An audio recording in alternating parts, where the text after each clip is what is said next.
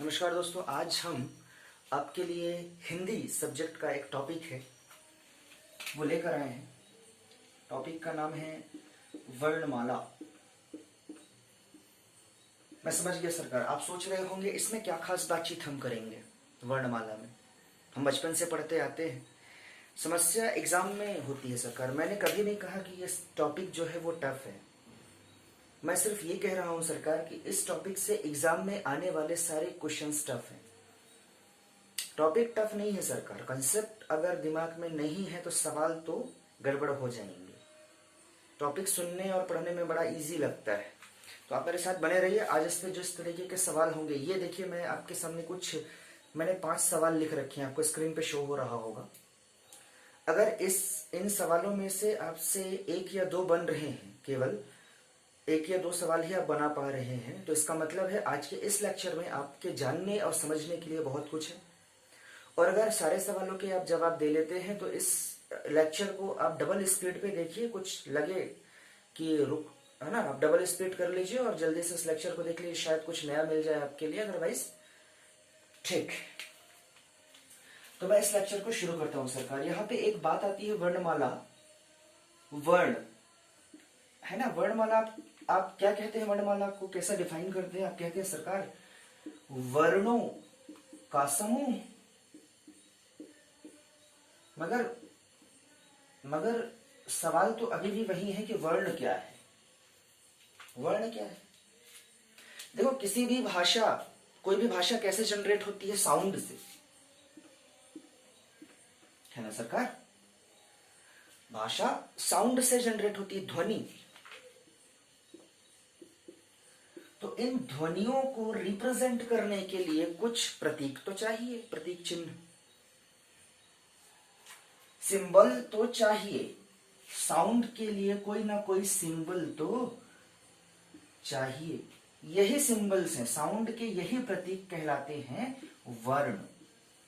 तो वर्ण कुछ नहीं है, भाषा में ध्वनि को दर्शाने के लिए, ध्वनि को समझने, बोलने, जानने के लिए जिन प्रतीकों का उपयोग किया जाता है वो वर्ण है।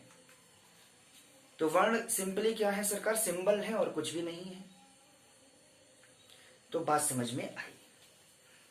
तो एक चीज आपके दिमाग में आ गई कि जो भाषा है उसकी सबसे छोटी इकाई ध्वनि है। भाषा की सबसे छोटी इकाई ध्वनि है।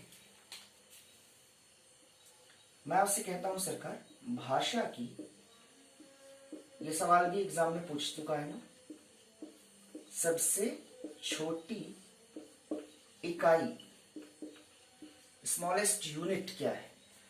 तो सरकार आप कहते हैं सरकार ये ध्वनि है। असल में कुल मिला के इसी ध्वनि को हम वर्ण कहते हैं। तो भाषा की सबसे छोटी इकाई ध्वनि है, इसी ध्वनि को हम वर्ण कहते हैं। अब इन वर्णों के समूह को ही हम कह देते हैं क्या? वर्णमाला, अल्फाबेट। ओके सरकार, ठीक है। तो ये बात तो समझ में आई। एक मैं हायरार्की लिख रहा हूं, इस हायरार्की से भी सवाल आते हैं। ऑर्डर लिख रहा हूं, सीरीज लिख रहा हूं कि सबसे छोटी इकाई भाषा की होती है, मतलब मैं वर्ण से भाषा के बीच में हायरार्की लिख रहा हूं। थोड़ा ध्यान से समझेंगे।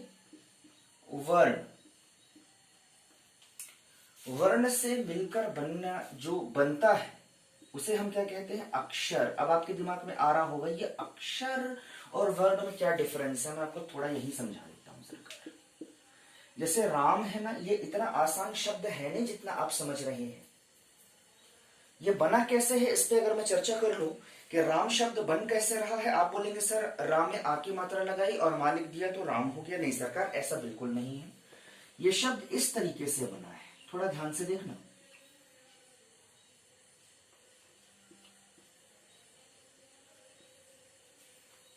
जी सरकार, 4 वर्ण शामिल हैं तब जाकर बनता है ये शब्द राम। रा हलंत, जब तक किसी वर्ण में स्वर ना मिला हो, ये स्वर व्यंजन क्या है मैं अभी बहुत डिटेल में चर्चा करूंगा। स्वर ना मिला हो तब तक उसे हलंत के रूप में लिखा जाता है। और हम जो उच्चारण करते हैं वो ये करते हैं, हमारा उच्चारण रा का होता है, ना कि रा हलंत का। इसका उच्चारण हम नहीं करते, तो हमें उच्चारण के लिए स्वरों की जरूरत होती है सरकार। बहुत बढ़िया, भाषा को बड़ी गहराई से समझाऊंगा, आज मेरे साथ चलना। तो राम शब्द में कितने वर्ण हैं? 4 वर्ण हैं, दिख रहा है, 1 2 3 4। बहुत बढ़िया सरकार, तो अक्षर बन गया ये। वर्णों के मिलने से राम जो शब्द ये जो बना, रा में आम मिला, रा हलंत था, ये बना, तो ये बन गया रा, ये अक्षर है सरकार। तो अक्षर से मिलकर बन रहा है क्या? वर्ण से मिलकर बन रहा है क्या? अक्षर। अक्षर से मिलकर क्या बनता है? आप अगर बात करें अक्षर से मिलकर क्या बनता है सरकार? पद। बिल्कुल सही। इस हायरार्की को थोड़ा याद रखना सरकार, मैं जो बता रहा हूं। पद से फिर पदबंध, ये सब आपके काम की है। पदबंध से उपवाक्य, उपवाक्य से सरकार वाक्य। इन सब पे चर्चा करूंगा मैं बाद में, जब आपको समझाऊंगा कि भाषा में और क्या क्या चीजें। तो वाक्य के बाद जो बन रहा है वो भाषा है सरकार। हाँ, यहां से एक सवाल और बनता है, यहां से एक सवाल और बनता है कि भाषा की सार्थक इकाई को क्या कहा जाता है? तो वाक्य कहा जाता है। भाषा की सार्थक इकाई है ये।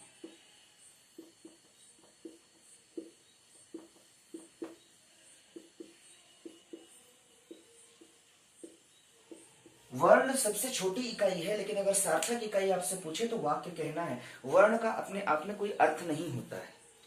वर्ण जब तक दूसरे वर्णों के साथ संयुक्त होकर कोई अर्थ दे तब उसका अर्थ निकल सकता है, लेकिन वर्ण का अपने आप में इंडिविजुअल अगर पूछो तो कोई अर्थ नहीं निकलेगा उसका।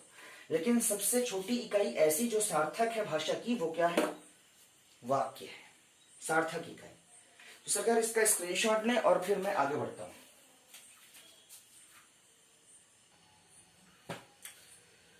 चलिए सरकार, वर्णमाला पे थोड़ी चर्चा करते हैं। मोटे तौर पर हम ये कह सकते हैं कि वर्णमाला कैसे बनती है ना, तो इसे आप याद रखना, इंपॉर्टेंट टॉपिक आ गया है सरकार, ध्यान से देखिए। तो स्वर और व्यंजनों से मिलकर बना होता है। स्वर और व्यंजन से मिलकर बना होता है क्या सरकार? स्वर और व्यंजन से मिलकर बनता है वर्णमाला। बहुत बढ़िया सरकार। अच्छा, हमारे वर्णमाला में स्वरों की संख्या में बहुत डिस्प्यूट है। तो अभी मोटे तौर पे मैं समझा रहा हूं कि कितने होते हैं। अलग अलग किताबों में अलग अलग तरह तरीके से एक्सप्लेन किया हुआ है, मैं आपको एक बेहतर तरीका समझा रहा हूं। स्वरों की संख्या आप 13 मानेंगे और व्यंजन की संख्या आपको लेनी है 39। ये कैसे है मैं बिल्कुल अभी थोड़ी देर बाद एक्सप्लेन करूंगा सरकार। अच्छा, एक चीज तो मैंने बताई ही नहीं कि आखिर स्वर होते क्या हैं। स्वर होते क्या हैं? तो इनको डिफाइन ऐसे किया गया है कि स्वतंत्र रूप से उच्चारण जिन वर्णों का हो वो स्वर है। स्वतंत्र रूप से, बात कुछ समझ नहीं आई तो अब समझाता हूं। व्यंजन जिन, अच्छा ऐसे लिख दूं क्या शॉर्ट में? स्वरों की मदद से उच्चारण। हाँ, अब बात समझ में आपके आई कि व्यंजन का अपने आप में उच्चारण नहीं होता। मैंने थोड़ी देर पहले आपको राम शब्द का एक उदाहरण दिया था, तो मैंने ऐसा लिखा हुआ था सरकार, रा, इसको मिलाने से रा शब्द बना, इसका उच्चारण आप कर पा रहे थे। लेकिन कभी जैसे रा लिखना हो आपको, रा, तो दरअसल ये इस तरह से हम जो बोलते हैं वो इसका यही मतलब होता है कि इसमें स्वर मिला हुआ है, हम इसका उच्चारण करते हैं, हम इस रा का उच्चारण करते हैं, ना कि इसका। तो बात समझ में, हम जो उच्चारण कर रहे हैं जिस व्यंजन का, वो स्वर की मदद से उच्चारित किए जा रहे हैं। परफेक्ट। तो बात समझ में इस हद तक आई। तो मैं इसे रफ कर देता हूं थोड़ा और इसे रहने देता हूं। तो आखिर ये स्वर हैं कौन कौन से? जो 13 स्वर हैं इन्हें मैं लिख भी देता हूं आपकी समझ के लिए। बहुत बढ़िया, आप जो बोल रहे हैं वो बिल्कुल सही है, मैं समझ पा रहा हूं इसे। आ ई ई उ ऊ, बहुत बढ़िया सरकार। इसके बाद मैं लिख देता हूं री, जी हाँ री। फिर ए ओ औ, और आखिर में आता है सरकार अम, और आखिर में आता है आहा।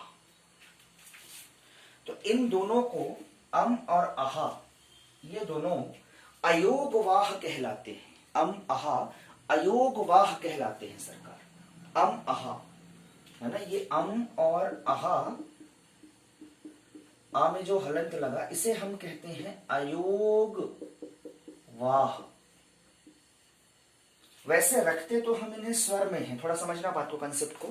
रखते तो हम इन्हें स्वर की कैटेगरी में हैं, लेकिन सरकार जातीय रूप से ना तो ये स्वर है और ना ही व्यंजन है, इनका अयोग है, इसलिए हम इन्हें अयोग कह रहे हैं। लेकिन वाह ना स्वर है ना व्यंजन होते हुए भी ये अर्थ का वहन करते हैं।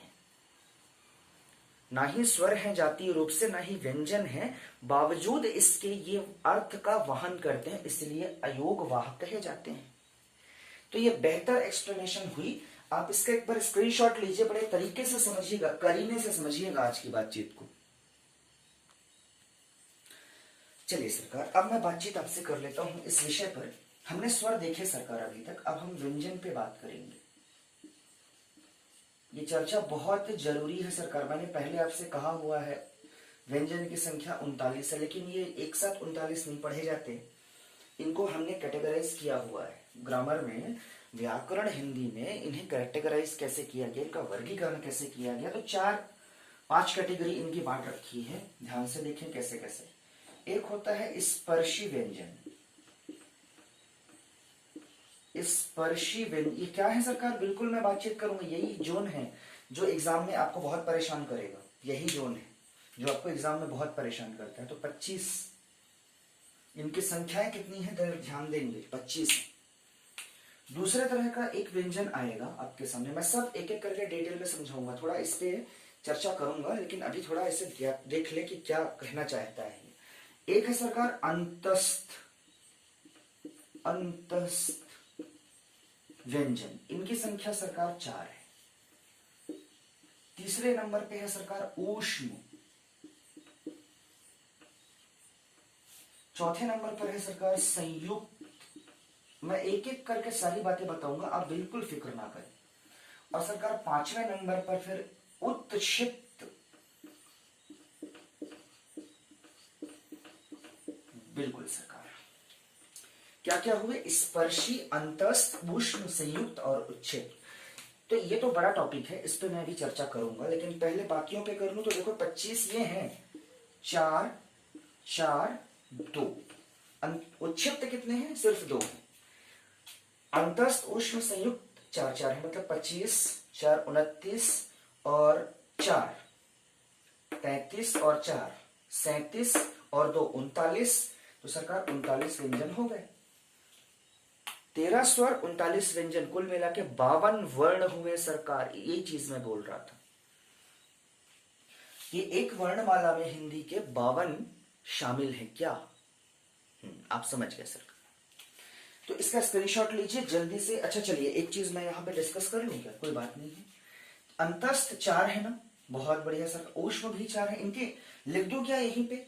जैसे अंतस्थ यही है, या, रा, ला और वा, या, रा, ला, वा। ये किस कैटेगरी के हैं, अंतस्थ कैटेगरी के हैं। इन्हें याद रखना। तो मेरे साथ साथ ऊष्म की बात करूं, ऊष्म, ये इनका मतलब भी क्या है मैं बिल्कुल समझाऊंगा सरकार। ऊष्म तो देखो तो कौन कौन से हैं, शा षटकोण का, सा सरोते का, देखो सरकार सा, इसमें शलजम का शा भी शामिल है। इसके साथ ऊष्म में एक और आ जाएगा सरकार, हा। तो ये 4 हुए, ये 4 हो गए। कई बार पूछा है ऊष्म कैटेगरी का कौन सा है निम्न में से, 3 ये दिया होगा और एक इनमें से कुछ दिया होगा। तो आप याद रखेंगे तो पहचान पाएंगे। ये अगली कैटेगरी बहुत बहुत इंपॉर्टेंट है, संयुक्त कैटेगरी है, मतलब 2 वर्णों का मेल होगा। ये बिल्कुल ठीक है। जैसे छा क्षत्रिय का किससे किससे मिलके बना है, आपके दिमाग में थोड़ा बहुत कुछ चल रहा होगा, मैं इससे चर्चा करूंगा। एक आएगा त्रा, एक आएगा सरकार ज्ञा ज्ञानी, और एक आएगा सरकार आपके पास श्रवण का।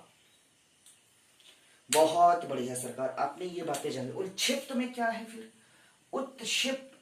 उत्क्षिप्त में सरकार दो है, एक है ड़ा और एक है ढा। बहुत सरकार, बहुत बढ़िया, इसका स्क्रीनशॉट लीजिए, इसे याद करिए।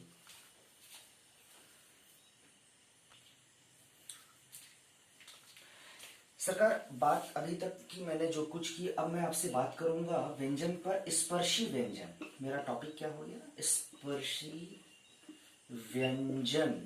संख्या कितनी की सरकार जी? 25। बहुत बढ़िया सरकार, थोड़ी देर पहले मैंने बताया 25 है ये संख्या में। लेकिन इसे समझने के लिए आपको थोड़ा सा बायोलॉजी के कंसेप्ट पे चलना पड़ेगा, थोड़ा दिमाग लगाना पड़ेगा, हमारी स्वर तंत्रिकाओं को थोड़ा समझना पड़ेगा कि आखिर हमारे गले से स्वर तंत्रिकाओं का कैसा स्ट्रक्चर है, थोड़ा समझे। मैं एक चीज लिख रहा हूं, कंठ, फिर लिखता हूं तालु, फिर लिखता हूं सरकार दांत, दंत, और फिर लिखता हूं ओष्ठ। कॉमन बात है, बिल्कुल ठीक है। तो इसे आप बेहतर समझते हैं ना, ये कंठ का हिस्सा है सरकार, है ना। तो अब इस स्पर्शी व्यंजन का मतलब आपको समझ में आएगा कि किस व्यंजन का उच्चारण गले या स्वर तंत्रिकाओं के किस हिस्से से हो रहा है, इस पे डिपेंडेंट है ये वर्गीकरण 25 स्पर्शी व्यंजन का। तो इसे समझें, ये है कंठ का हिस्सा साहब। इसके थोड़ा ऊपर जाएंगे हम, कंठ के थोड़ा ऊपर जाएंगे हम तो तालु। तालु मतलब क्या है आप समझें, मुंह के ऊपर का ऊपरी छत, मुंह के अंदर का ऊपरी छत। हमारे मुंह का स्ट्रक्चर कैसा है? अंदर का ऐसा है सरकार, तो ये वाला हिस्सा तालु है। बात समझ में आई ना? बहुत बढ़िया। उसके आगे दांत हैं, फिर होंठ हैं, आप समझते हैं उन्हें। लेकिन तालु को थोड़ा और डिटेल में समझना। जैसे तालु मैंने कहा मुंह के अंदर का ऊपरी हिस्सा, जो गले के पास वाला हिस्सा है, देखो उसे कहते हैं हम, असल में उसे कहा जाता है तालु, उसे कहा जाता है असल में तालु ही कहते हैं। और अगले वाले हिस्से को हम कहते हैं मूर्धन्य। तालु के असल में कुल मिला के तालु ही है, लेकिन असल में तालु किसे कहा जाता है? गले के जस्ट बाद वाला हिस्सा जहां से शुरू हो रहा है वो है तालु, और पूरे ऊपरी भाग, मुंह के अंदर का ऊपरी भाग का आखिरी हिस्सा ये है मूर्धन्य, फिर है दांत और फिर ओष्ठी। अगर ये बात समझ में आ गई तो 25 व्यंजन इसी तरीके से हमारे जो 25 हैं, कंठ से बोले जाने वाले 5 हैं, तालु से बोले जाने वाले भी 5 हैं। लेकिन समझें, तालु, इस तालु से बोले जाने वाले 5 हैं, मूर्धन्य से बोले जाने वाले 5 हैं, दांत से बोले जाने वाले 5, ओठ, तो कुल मिला के कितने हुए? 5 25 25 हो गए सरकार। इसी तरीके से ये कैटेगरी बढ़ी गई है। तो अब मैं समझाता हूं कंठ से बोले जाने वाले कौन से हैं, इन बातों पे मैं चर्चा कर लेता हूं। बहुत बढ़िया सरकार, डोंट वरी, अभी आप इसे फिर से देख पाएंगे, इसलिए मैंने जल्दी मिटा दिया है, आपको इसमें घबराने की कोई बात नहीं। मैं लिखता हूं यहां का, अच्छा थोड़ा बड़ा लिखूं, ओके, का, खा, गा, घा, अंग। ये सब के सब कंठ से बोले जाने वाले व्यंजन हैं। इसी तरीके से मैं लिखूं अगर का, खा, गा, घा, अंग, अब आप जानते हैं चा, छा, जा, झा, या, ये पांचों व्यंजन तालु से बोले जाने वाले व्यंजन हैं। सॉरी, फिर आप लिख सकते हैं यहां पे का, खा, गा, घा, अंगा, चा, छा, जी, जा, छा, जा, झा, या। इसके बाद आएगा सरकार आपके पास टा, तो आप हाँ ठीक बोल रहे हैं, टा, ठा, डा, ढा, ढा, अणा। बहुत बढ़िया सरकार। ये मूर्धन्य है, ये मूर्धा से बोला जाता है। उसके बाद है सरकार ये काखा गाघा चछा जझा टाठा डाढ़ा आड़ा। ये आप पढ़ चुके हैं सरकार, इसी क्रम में आप याद करते थे, वही चीज है। फिर है ताथा दाधा ना, ता था दा धा ना, और आख, ये क्या हो गया, ये क्या है सरकार, कंठ तालु मूर्धन्य। तो ता था दा धा ना, आप बोल के देख लो, आप इसमें दांत का इस्तेमाल कर रहे हो, बिना दांत के इस्तेमाल के इसे बोलना मुश्किल है सरकार। तो कंठ तालु मूर्धन्य से बोला, मूर्धा से बोला जाता है, इसे मूर्धा से बोला गया जो शब्द है वो मूर्धन्य है। दंत, दांत से बोला गया शब्द दंत्य है, तालु से बोला गया शब्द तालव्य है, कंठ से बोले गए शब्द कंठव्य है, इस तरीके से। फिर तथा दाधा ना, फिर सरकार एक आएगा पा फा बा भा और माँ, ये होंठ से बोले जा रहे, बिना ओंठों को जोड़े आप बोल नहीं सकते, ओष्ठ से बोले जाए तो कंठ से बोले जाएंगे, तालु से, मूर्धा से, दंत से और ओष्ठ। ये तो याद करना आसान है आपके लिए, हम पढ़ चुके हैं। ये कैटेगरी जो है बचपन से पढ़ाई जाती है, कखा गघा अंगा चछा चछा इया टठा डढ़ा अड़ा ताथा दाधा ना पाफा बाभा, ये सब हम पढ़ते हैं सरकार, इसमें कोई नई चीज है ही नहीं। मैं थोड़ा इसी कैटेगरी को और एक्सटेंड करता हूँ और आपको समझाता हूँ कि ये किस तरीके से बांटे गए हैं। तो मैंने थोड़ा कैटेगराइज कर लेता हूँ, मुझे समय दे बस, ये 10 सेकंड में मैं इसे और बेहतर तरीके से समझा देता हूँ आपको कि इसकी कैटेगरी और क्या है। और भी कई तरीकों से बांटे जाते हैं अपने अपने तरीकों से। व्याकरण, ये पूरा साइंटिफिक व्याकरण है सरकार, अब आप समझ रहे होंगे, भाषा साइंटिफिक है।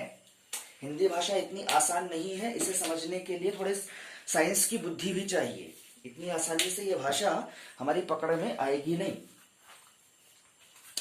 थोड़ा इसका स्क्रीनशॉट ले लें। बहुत बढ़िया सरकार। अब मैं चर्चा करूंगा कि इनकी और क्या कैटेगरी है। आप ये तो समझ गए सरकार, ये जो कैटेगरी है आपकी का खा गा घा अंगा, इसमें कई कैटेगरी है, जैसे ना समझना बात को, इसे कहा जाता है आघोष। अच्छा ठीक है, चलो मैं समझाता हूं। एक कैटेगरी होती है सरकार आघोष और एक होती है साघोष। एक कैटेगरी होती है अल्प प्राण और एक कैटेगरी होती है महाप्राण। अल्प प्राण, तो थोड़ा ध्यान से समझना। घोष का क्या मतलब है, यहां पे घोष का मतलब है कंपन, वाइब्रेशन। तो स्वर तंत्रिकाओं में जब कंपन हो तो सघोष, और बोलते समय स्वर तंत्रिकाओं में कंपन ना हो तो आघोष। तो यह आपके उच्चारण पर डिपेंड करेगा कि हिंदी भाषा में आप किन वर्णों को अघोष और सघोष में रख रहे हैं। अगर आपका उच्चारण सही है तो आप समझ पाएंगे किन्हें सघोष में रखना है और किन्हें आघोष में। अगर सरकार आप समझ नहीं पा रहे हैं, बोलने से आपकी समझ में नहीं आता है, तो डोंट वरी, आप सीधे सीधे एग्जाम के लिए याद रख लें। भाई एग्जाम के लिए तो क्वालिफाई करने के लिए हमें नॉलेज तो होना ही चाहिए। तो अगर ये बात प्रैक्टिकली आपकी समझ में ना आती हो तो भी कोई बात नहीं है, आप इसे बाय हार्ट याद रखने की कोशिश करें। तो आघोष अल्प प्राण।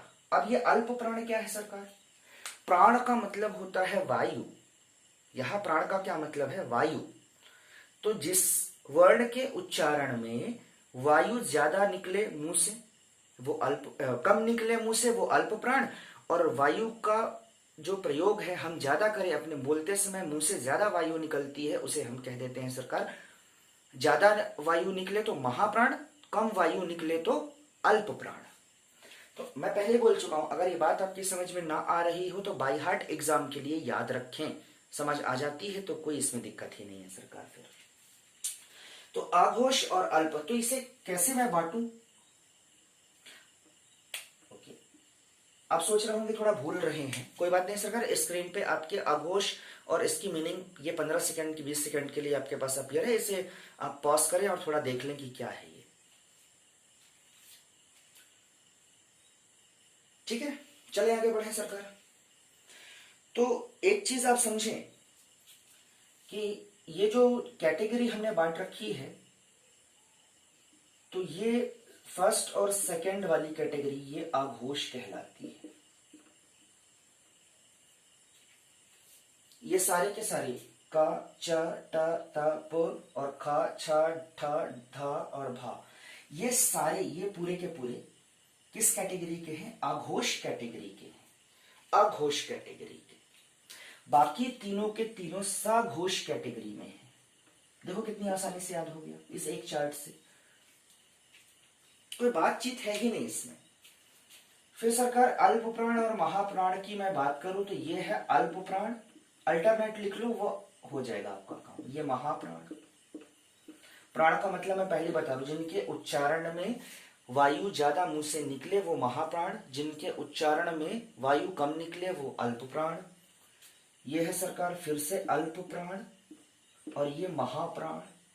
तो कैटेगरी को थोड़ा समझना, मैंने सिर्फ कंठ, तालु, मूर्धा, दंत, ओष्ठ बनाया, उसके बाद आपको इनमें ही दो कैटेगरी और समझा दी।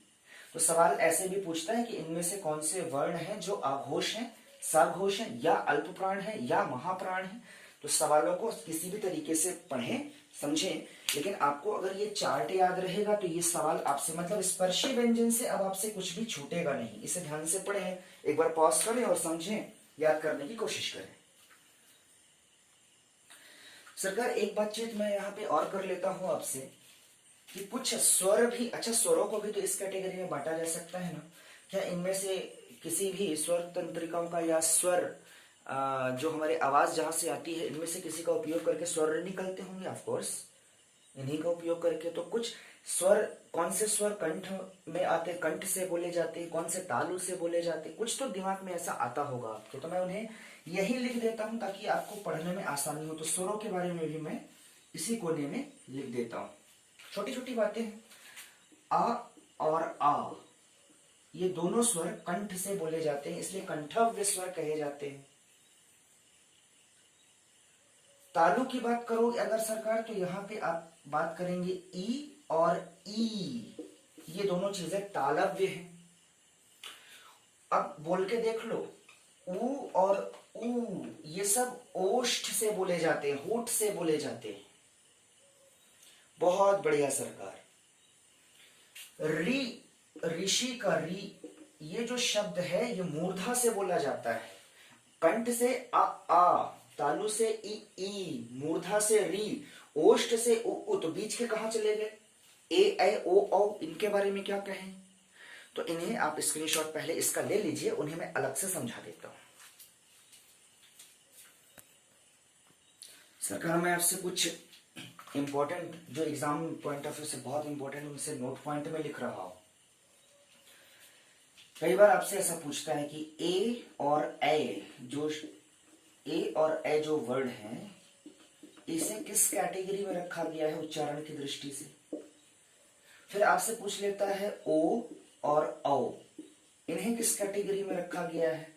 ये कंठ से बोले जाते हैं, तालु से बोले जाते हैं, या किससे? फिर एक कैटेगरी इनकी भी है, या, रा, ला, वा। इनको अलग से याद इसलिए करना है क्योंकि ये पूछे जाते हैं, सरकार। ये अंतस्थ कैटेगरी है, या, रा, ला, वा। तो ए, ओ, औ, या, रा, ला, वा, इसे ध्यान से समझें। ए की जो कैटेगरी है वो कंठ और तालु की है। कंठ और तालु से बोले जाते हैं, इसलिए इन्हें कैसे बोले जाते हैं? ये कंठ और तालु से बोले जाते हैं। मैं बार बार कह रहा हूं, अगर ये समझ में बात ना आ रही हो तो उच्चारण करके देखें, फिर भी ना समझ में आए तो बाय हार्ट याद रखें, क्योंकि एग्जाम में तो आपको लिख के देखना है, आंसर टिक करना है, वहां पे कोई उच्चारण की बात ही नहीं है। मगर अगर आप उच्चारण करना सीख जाते हैं तो भाषा है सरकार, भाषा से प्रेम हो जाएगा अगर उच्चारण करना सीख लेंगे। कंठ और तालु से बोला जाता है, इसलिए इसे कंठ तालव्य कहते हैं। कंठ तालव्य वर्ण के, किसे? ए। इसी तरीके से ओ और औ की बात करोगे ना, तो ये कंठ और सरकार, इसमें फिर ओठ का उपयोग करते हैं हम, तो ओष्ठ्य। तो ये क्या हो गया? कंठोष्ठ्य। थोड़े शब्द कठिन है, उच्चारण करें। कंठ तालव्य, कंठोष्ठ्य, सरकार थोड़ा टफ है, लेकिन भाषा से अगर आप हिंदी से प्रेम करते हैं तो ये कुछ भी नहीं है, फिर आपके लिए मजा आ रहा होगा। या, रा, ला, वा, ये कैसी कैटेगरी है? तो सरकार इसे याद रखें, मैं आपको सामने रखता हूं। या जो शब्द है ये तालव्य है, तालु से बोला जाएगा, तालु से।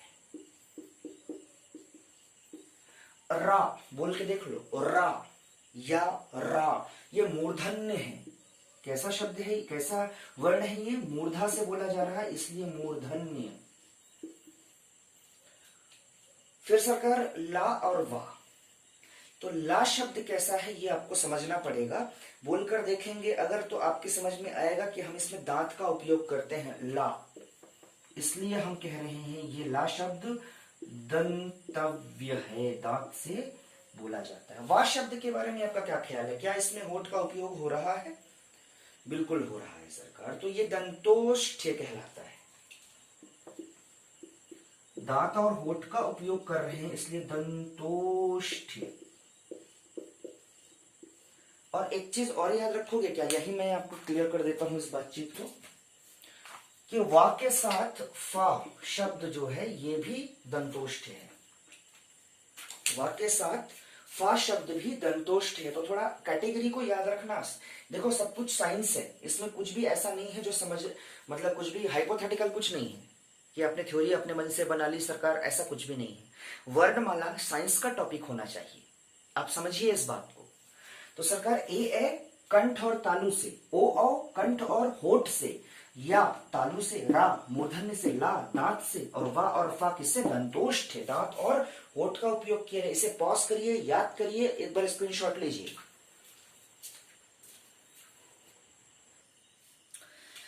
सरकार एक खूबसूरत सी प्रॉपर्टी है इन शब्दों की, जरा ध्यान से देखिए, इन वर्णों की जरा ध्यान से देखिए। या, रा, ला, वा। क्या करूं सरकार, सारे कोई भी ऐसा पॉइंट नहीं है वर्णमाला से जो आज मैं आपसे डिस्कस ना करूं। इसके बाद आपको किसी दूसरे मटेरियल की जरूरत नहीं पड़ेगी। आई प्रॉमिस कि मैं आज सब कुछ एग्जाम मटेरियल आपको देके जाऊंगा।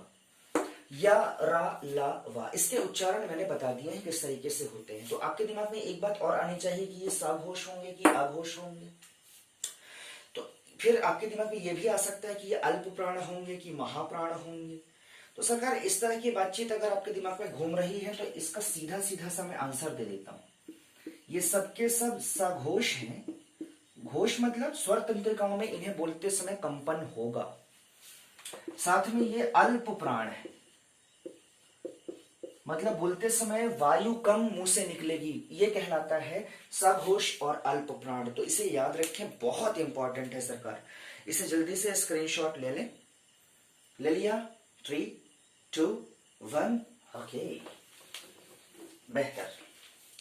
एक दूसरी बातचीत मैं आपसे करूं सरकार, तो अगर मैं आपसे कहूं या, हाँ, बातचीत खत्म ही नहीं हो रही ना इसमें, सही बात है, मगर मैं क्या करूं सरकार, ये मेरी गलती नहीं है, ये व्याकरण की खूबसूरती है, हिंदी की खूबसूरती है, माँ हिंदी की खूबसूरती है इसमें कि भाषा का इतना साइंस इसमें रखा हुआ है सिर्फ एक टॉपिक वर्णमाला में।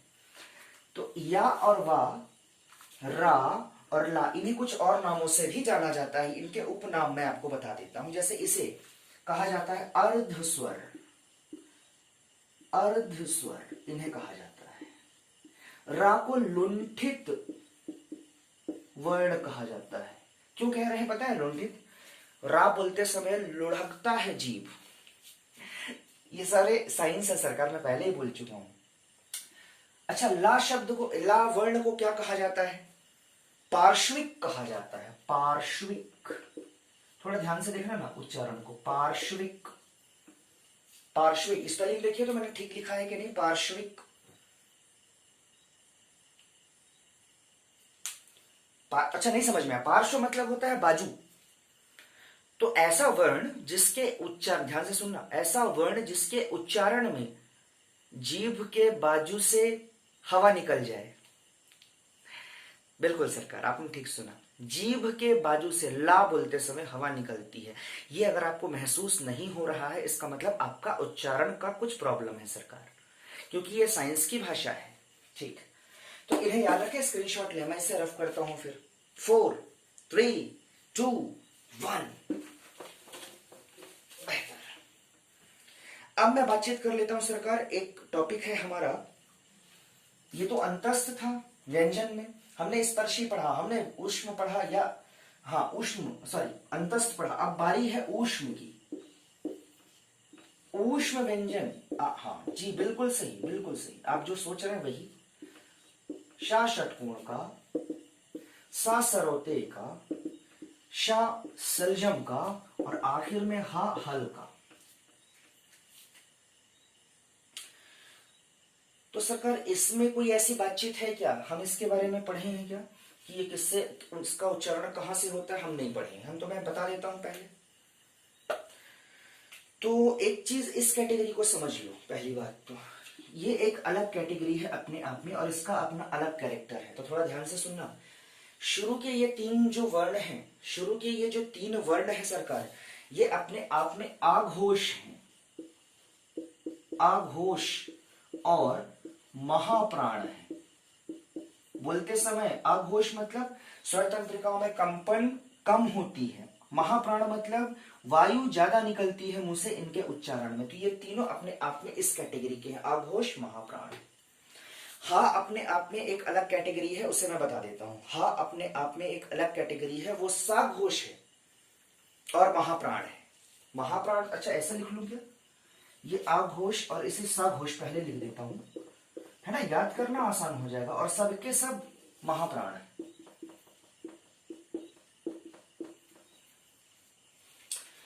शुरू के ये तीन आघोष माने गए हैं और हा साघोष, लेकिन चारों के चारों महाप्राण हैं। इसका स्क्रीनशॉट लीजिए जल्दी से। 3, 2, 1 करेक्ट। तो ये बातचीत हुई, लेकिन सरकार अभी भी एक बात अटकी हुई है आपके दिमाग में कि आखिर इनका उच्चारण स्थान क्या है। तो चलो मैं समझा देता हूं आपको।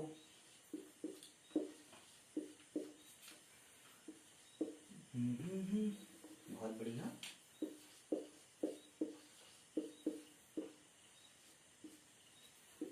बहुत बढ़िया सरकार। शा षटकोण का इसका उच्चारण स्थान है सरकार मूर्धा, इसलिए हम इसे मूर्धन्य कहते हैं। सा सरौते का इसका उच्चारण स्थान है सरकार दंत, दांत से उच्चारण होता है, इसलिए हम इसे दंतव्य कहते हैं। ये तालव्य है सरकार, तालव्य। अब हा बोल के देखो ना एक बार, हा कहां से इसका उच्चारण हो रहा है आप थोड़ा देखेंगे तो स्वर तंत्रिकाओं से इसका उच्चारण होता है, कंठ के भीतर से इसका उच्चारण होता है। तो हा एक तरह से तो मैं कह सकता हूं कंठव्य है।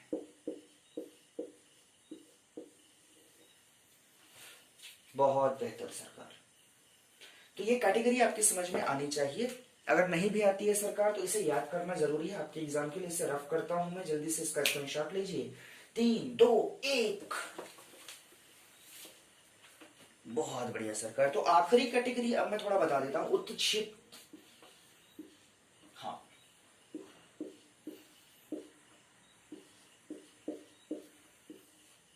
इसमें तो कोई बातचीत है ही नहीं। इसमें एक ये शब्द, एक ये वर्ण है और अपने आप में एक ये वर्ण है। इसे बोल के देखिए ना, इसे बोल के देखेंगे तो आपको समझ में आएगा ये अल्प प्राण है कि महाप्राण है। थोड़ा बोल के देख लो, ये सघोष है कि अघोष है, ये भी समझ में आ जाएगा। तो एक बात तो समझ में आई होगी आपको, आपने उच्चारण किया होगा तो। हाँ बिल्कुल सही सरकार, ये अपने आप में अल्प प्राण है और इसे बोलते समय आपको थोड़ा जोर देना पड़ता है, वायु की उपयोग ज्यादा किया है आपने, इसीलिए ये महाप्राण है। बाकी कोई दिक्कत नहीं है, दोनों के दोनों साघोष भी हैं और दोनों के दोनों मूर्धन्य है, मूर्धा से बोला जा रहा है ना। तालु का अगला हिस्सा मूर्धन्य है। ये तालु है तो इसे हम कह देते हैं तालु और ये है मूर्धन्य। बहुत बढ़िया सरकार। तो ये उच्छिप्त हुए। और कोई कैटेगरी बच गई क्या? और कुछ कैटेगरी बचती है सरकार आपके पास? हमने पढ़ लिया स्पर्शी, हमने पढ़ लिया सरकार अंतस्थ, हमने पढ़ा ऊष्म और हमने पढ़ लिया उच्छिप्त। तो इस तरीके से आज मैंने वर्णमाला के वो सारे कंसेप्ट आपके सामने रखे हैं जो एग्जाम के पॉइंट ऑफ व्यू से बहुत इंपॉर्टेंट है। अब मेरा यकीन है कि कोई भी एग्जाम हो, सीजी व्यापम का या सीजीपीएससी का या दूसरे एग्जाम्स आप बाहर कहीं देते हैं जहां हिंदी पूछी जाती है, वहां कोई भी तकलीफ आपको नहीं होगी। सरकार सीजी टेट से लेके जो भी एग्जाम आप तैयार कर रहे हैं तो तैयार करते रहिए। हिंदी का ये छोटा सा कंसेप्ट जो आपको बहुत परेशान करता है, वो उसे अच्छे से समझ के जाएंगे, क्योंकि ये इस पे कोई डाउट नहीं होता, ये फैक्ट्स हैं। इन पे आंसर मतलब कोई डाउट नहीं है, सारे एग्जाम में ये आंसर एक ही जैसे ही लिए जाएंगे, इसलिए इन ये सही मतलब आपका नंबर पक्का है और आते ही हैं। ये ग्रामर अगर आपके सिलेबस का हिस्सा है, वर्णमाला रहेगा ही रहेगा। तो चलिए ठीक है, नेक्स्ट क्लास में मिलते हैं कुछ नए कंसेप्ट्स के साथ। तब तक पढ़ाई करिए। जय हिंद, जय भारत।